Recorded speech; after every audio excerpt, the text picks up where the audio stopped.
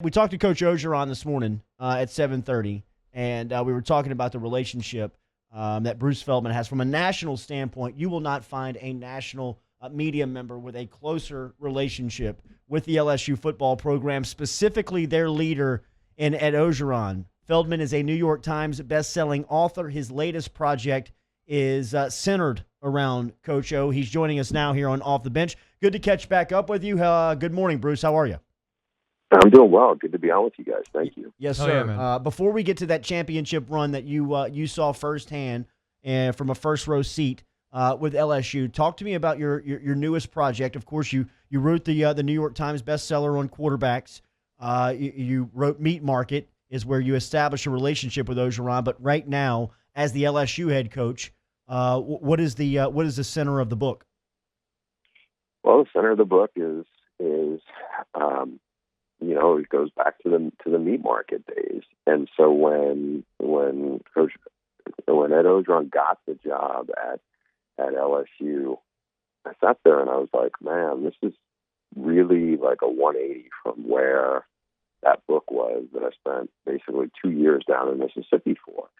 And the more that LSU really started to grow with his time there, God, there's like a meat market too here. And, fast forward to about a year ago at this time, maybe it's a little, 13 months ago, I guess. I remember going down there and came away so convinced that they're about to really have a breakout year. Now, I didn't know they were going to win a national title. I can't say that. But, between the growth of Joe Burrow, the arrival of Joe Brady, there was a lot of really interesting things that were going on.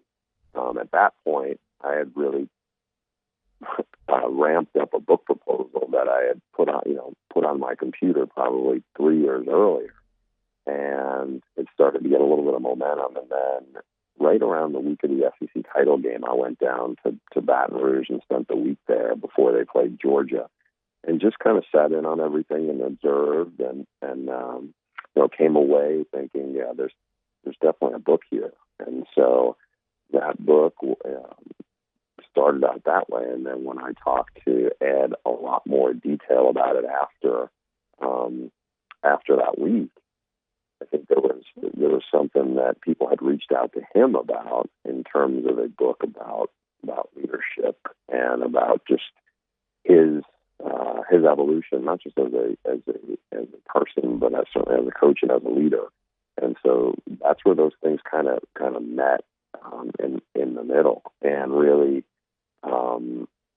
what's been fascinating to work on this project in the last 3 months or so was there was so much more that I learned, because when I went into it, I was like, okay, I feel like I'd read everything that's ever been written about Ed Orgeron or anything that's been on TV and TV pieces. I was like, how much am I going to learn here as we talk about this project? And he was, very forthcoming. I mean, really, it's his vision on this, and it was fascinating to see it from some of those things, especially I think for LSU fans. I'm not even talking about diehard LSU fans, but just in general, I think they will really be kind of blown away by some of the things they learned, just because for me, as somebody who watched it very closely, and especially the last month of the season, those last 3 games in the postseason, Georgia, Oklahoma, and certainly Clemson. I mean, I was in those meetings and around practices and everything, and to learn the whys and kind of the blow by blow from talking to certainly Ed, but also other people who are close to it and in the middle of it, and get their perspective on it. It was just a fascinating project to work on. Can you, without revealing too much, can you tease us a little bit here, Bruce? Like, can you give us any nuggets or elements of what you're alluding to there?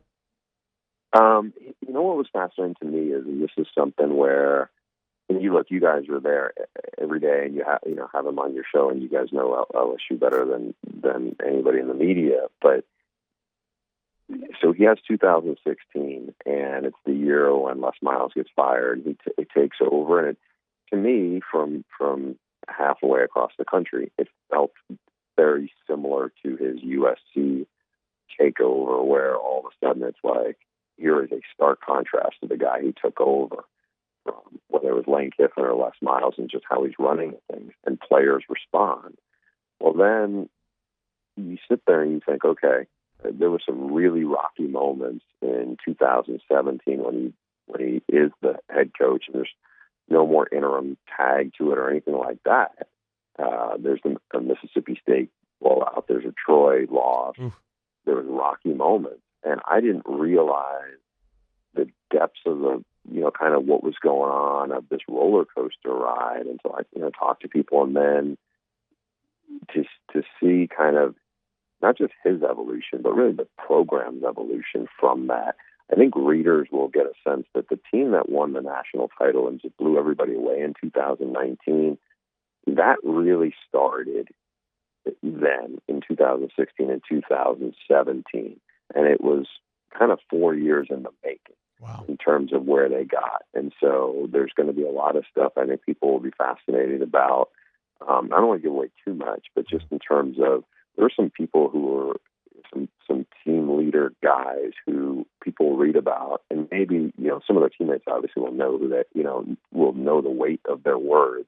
But to me, I was like, whoa, I didn't know about this guy and what he did and what he meant to really helping establish a national championship program.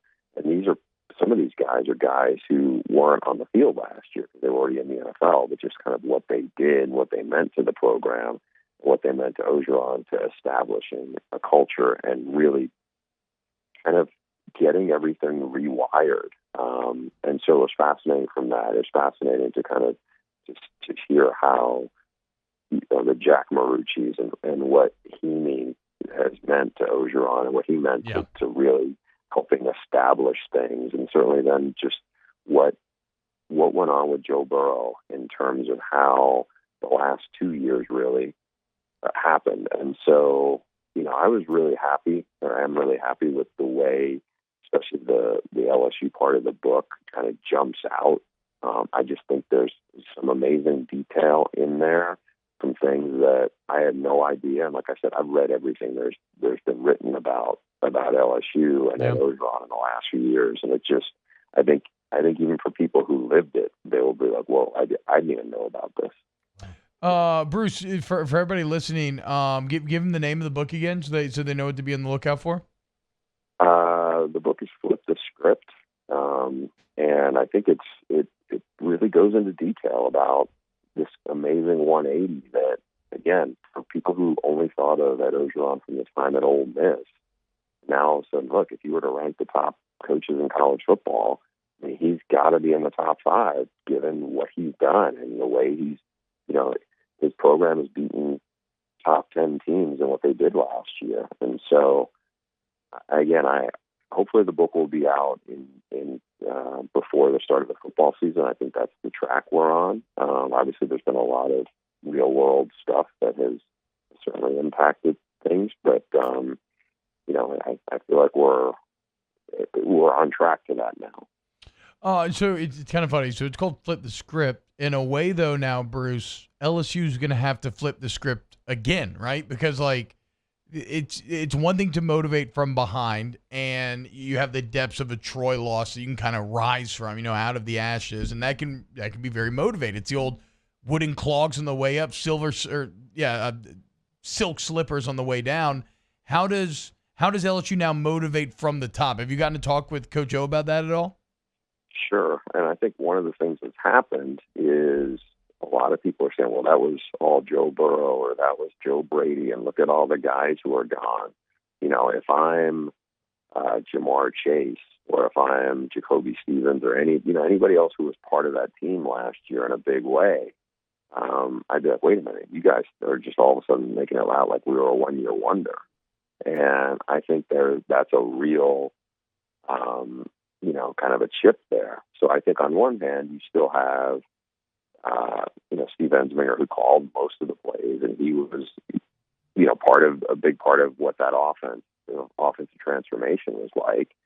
And there's certainly James Craig and Mickey Joseph and a bunch of other guys who are still part of that. But I think there's also an element of, wait a minute, everybody's doubting that we can do this again. And so I think there's a big motivation there, not just to try to win a national title, but I think for a lot of people thinking, yeah, this is all of a sudden now.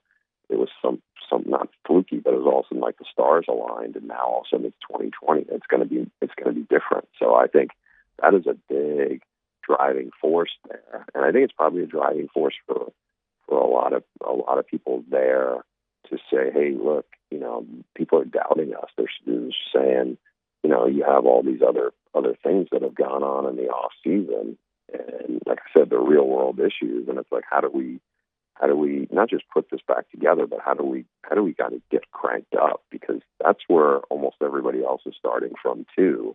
So you put that on top of it. I mean, I think there's got to be a huge amount of motivation and energy towards that. Bruce, it's always good to catch up with you. Thank you for your time this morning.